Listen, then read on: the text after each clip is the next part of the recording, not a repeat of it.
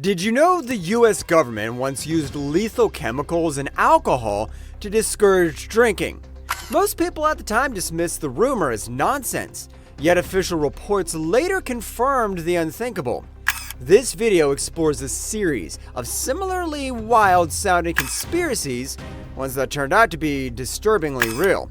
We'll investigate how governments and powerful figures orchestrated secret programs that caused harm, hid truths, and manipulated entire nations.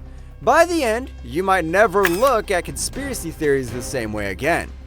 To appreciate how such operations unfolded, we need to enter the world of the early 20th century, when the US tried to impose a nationwide ban on alcohol. Speakeasies thrived in major cities like New York, Chicago, and elsewhere, attracting bootleggers who procured industrial alcohol to redistill into potent liquor. Growing desperate, federal officials decided to poison this supply, hoping the resulting sickness and fatalities would scare people into sobriety. By 1927, solvents like kerosene and chloroform were being mixed with menthol, rendering the product lethal. If anyone questioned it, they were ridiculed as paranoid, until forensic investigators later revealed the truth. This shocking tactic set an ominous precedent. Sometimes the most outlandish rumors can be dead-on accurate. Within a few years, another program targeted unsuspecting Americans, this time in rural Alabama. In 1932, the U.S. Public Health Service launched what was called the Tuskegee study of untreated syphilis in the Negro male. Hundreds of African American men were never told they had syphilis. Researchers withheld penicillin even after it became the proven cure. These men believed they were receiving free treatment for bad blood. Instead, they were watched as the disease ravaged their bodies. What started as a 6-month experiment lasted 40 years, ending only when the Associated Press broke the story in 1972. The cover-up destroyed lives and exposed a cruel reality. Official programs can masquerade as help while deliberately harming their subjects. By the time World War II ended, another conspiracy was brewing. Something that at first sounded impossible. How could the US military recruit Nazi war criminals? Yet that's exactly what happened under Operation Paperclip. Over 1,500 German and Austrian scientists, some deeply tied to Hitler's regime, were whisked into America to boost rocket and intelligence research. President Truman ordered that no active Nazis be hired, but officials quietly falsified records and scrubbed away incriminating details. Men like Werner von Braun, who had designed rockets for the Third Reich, found new careers in U.S. agencies. Average Americans in the 1940s would have laughed at the notion that former Nazis were working on secret government projects. Eventually, declassified documents revealed just how determined officials were to outpace Soviet technology. Moral lines be damned. As the Cold War intensified, the U.S. intelligence community began developing bizarre programs to counter real or imagined threats. One such operation was MKUltra, in which the CIA sought ways to control the human mind. Starting in the early 1950s, it funded secret research with LSD, hypnosis, and even electroshock on unsuspecting subjects, sometimes in hospitals, prisons, or CIA safe houses. People whispered about brainwashing experiments in hidden labs, but few believed it. In 1975, congressional hearings unveiled partial files confirming that the CIA had indeed tried to break and reprogram individuals without their knowledge. It was a storyline worthy of science fiction, but backed by government records. During the same Cold War era, the CIA also extended its influence over mainstream media. A 1977 expose of journalist Carl Bernstein revealed that hundreds of American journalists had carried out assignments for the CIA, a scheme popularly dubbed Operation Mockingbird. Major newspapers and TV networks became conduits for hidden propaganda. Readers who suspected covert manipulation were branded conspiracy cranks, until investigations proved them right.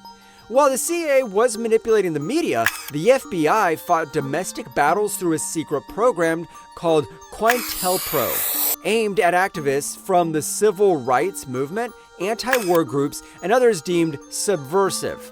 FBI agents used infiltration, false rumors, blackmail attempts, and illegal surveillance.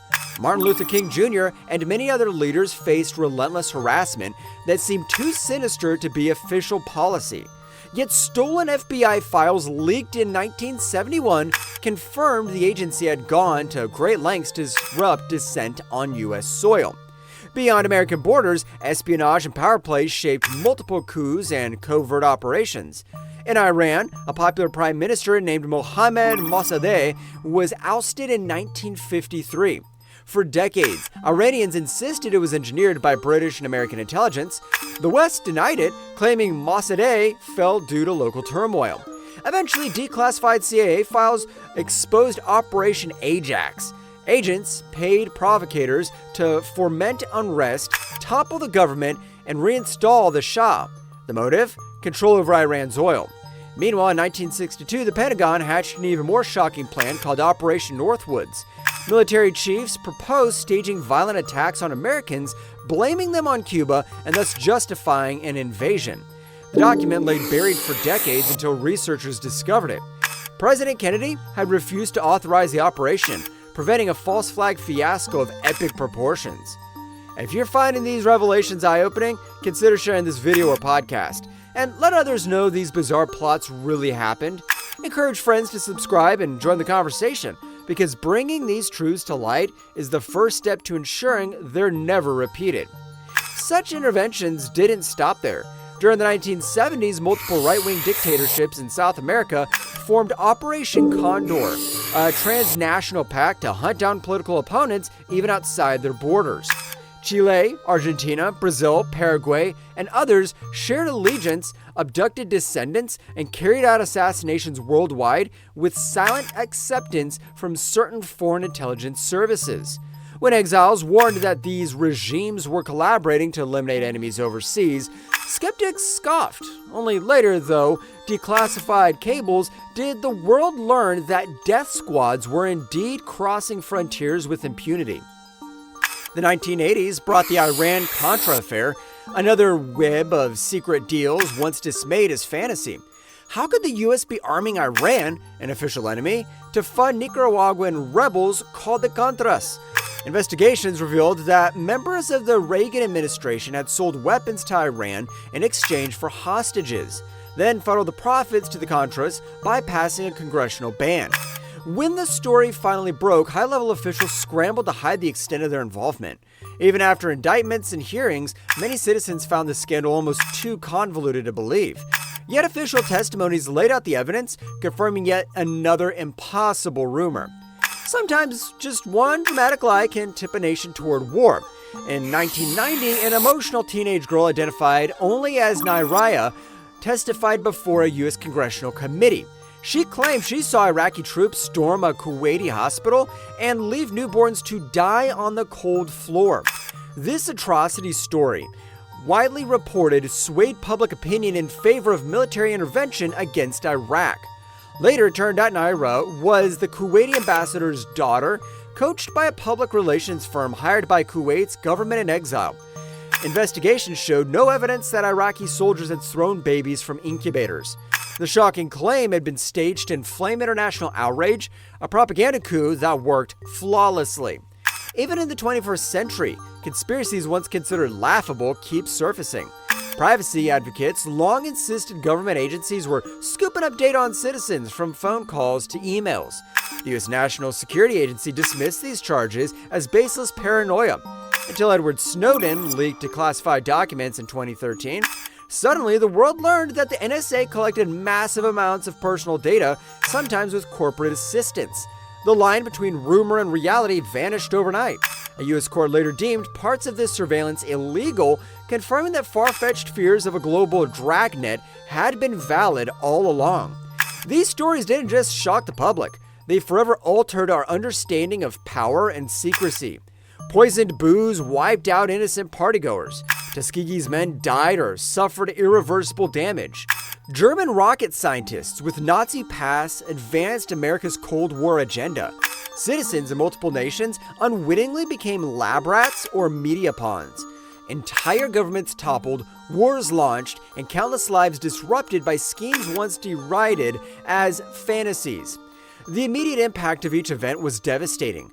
from fueling distrust in medical institutions to subverting democracies for the sake of oil or ideological supremacy.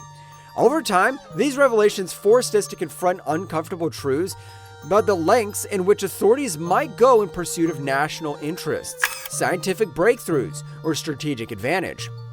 In today's world, these conspiracies echo through ongoing debates about government transparency, human rights, and media integrity. The Tuskegee scandal continues to undermine trust in public health, especially in communities of color. The infiltration of media resonates whenever people accrue news outlets of hidden agendas. Revelations about surveillance have sparked global conversations about privacy, leaving many to wonder what else remains classified or conveniently denied. Operation Northwoods stands as a sobering reminder that false flag operations aren't just fiction, and the Naira testimony highlights how a single fabricated story can sway entire nations into warfare. Even if the Cold War had ended, the blueprint for clandestine operations lingers. The shadow of Operation Condor might remind modern societies to watch for cross-border crackdowns disguised as security measures. Reflecting on these verified conspiracies raises a question that lingers. If so many crazy theories turned out to be true, should we be quicker to investigate new claims instead of dismissing them outright? It doesn't mean we have to believe every rumor. Plenty of baseless stories exist. Yet history shows that sometimes the most jarring allegations were eventually proven in official records. When governments labeled something impossible, that assertion could be a defensive mode to protect classified plans. If the real facts remain hidden for decades, the damage becomes irreversible. Lives are lost, trust is eroded, and entire generations pay the price for secrets uncovered too late. At the same time, there's a delicate balance. We shouldn't assume every whispered claim is correct, but we can demand transparency and accountability. These conspiracies became public knowledge only when journalists, whistleblowers, and persistent researchers challenged the status quo. Their bravery, and sometimes their leaks, shattered official narratives, forcing the world to confront grim truths. Without the vigilance, the Prohibition poisoning or the Tuskegee experiment might still remain rumors, and we'd never know how close false flag plots like Northwoods came to launching real wars. Perhaps the final lesson isn't that history isn't a static list of facts. It's shaped by the documents we uncover, the voices we finally listen to, and the willingness of everyday people to probe official stories.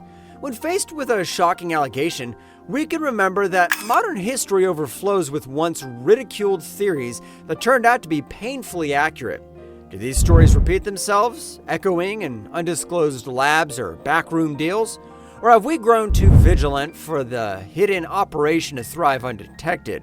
Our track record suggests conspiracies remain possible, and the best defense lies in awareness, curiosity, and courage.